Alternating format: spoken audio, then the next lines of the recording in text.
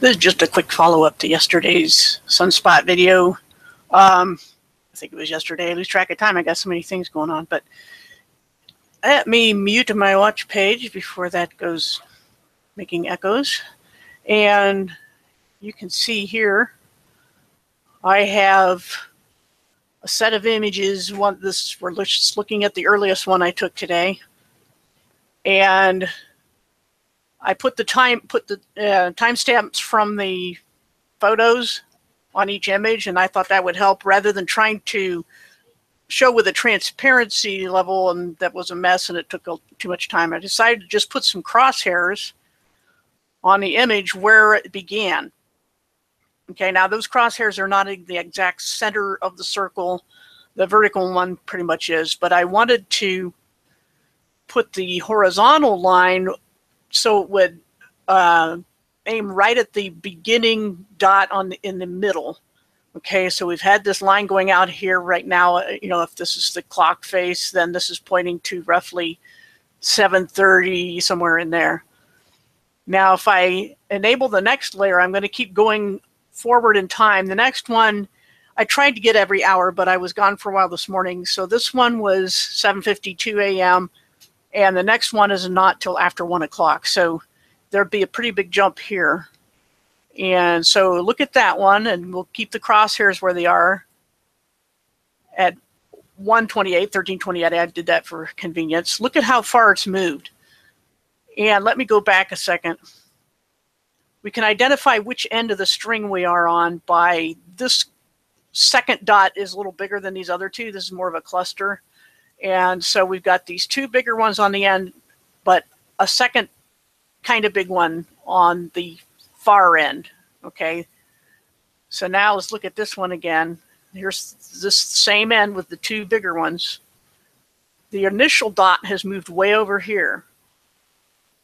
Okay, it was really hard in the past when there was only one dot or a few dots in a small space to say what its movement was, but it did seem to be clockwise, and it always has been so far. But when you've got a string of them, then the rules get a little more detailed and complicated. So you can see in the span of, let's see, about 5.5 hours that it moved from here to here. But the string itself is holding together. There may be minor changes in the dots, but it's holding together. And then the next one will be at about an hour later. And it's moved quite a bit in 1 hour, but it moved clockwise. See that? It's rotating clockwise. And it's moving also to the right a little bit. Now the next hour, gone a little farther. Next hour, a little more, still rotating clockwise. And now the next hour, the end dot is almost where the first one was. This dot here used to be up here, but this line is held together, so it's rotated and moved this way throughout the day. And then here was the last shot I got, right dead on where the initial dot was. So we started with this one here and this string pointing here, and it rotated and moved over here until the end dot was there. So let me back that up again and just go through the sequence one more time. We start here, and each one is time stamped. Then there was a big jump because I wasn't home. Moved clear over there, keeping in mind the pattern of dots. Rotating some more and moving laterally to the right. Rotating, rotating. More lateral movement, more rotation.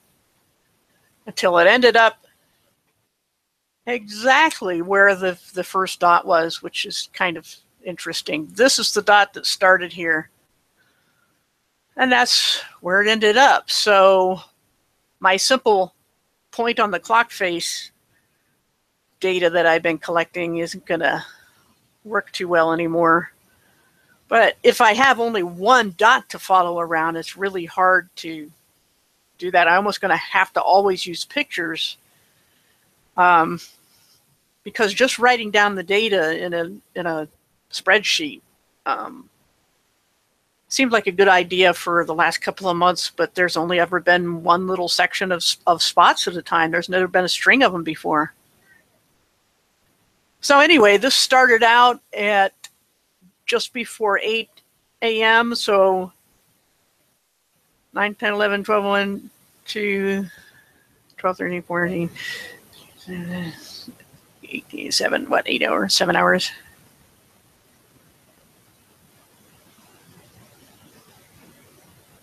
Oh, 11 hours. What was I thinking? 11 hours. Anyway, there you go. Very interesting. Tomorrow, of course, is the eclipse. I'm going to try to get, there'll be images very similar to these. As I said, I'm going to be using my P900 on moon mode. Zooms it in. This is cropped a little bit because it does give you a fair amount of space around the image, but I want to be consistent. Because what I'm going to do is take one photo every, I think, 5 or 10 minutes, maybe every 5 minutes, and just center and zoom every time. So the images will be the same size throughout and be easier to match up when if I want to do a time lapse later on. So let's all pray for nice weather and equipment that doesn't malfunction or run out of batteries. And there you go. I just thought that was interesting on the sunspot movement. So spread it around. This is just raw data. Catch you later.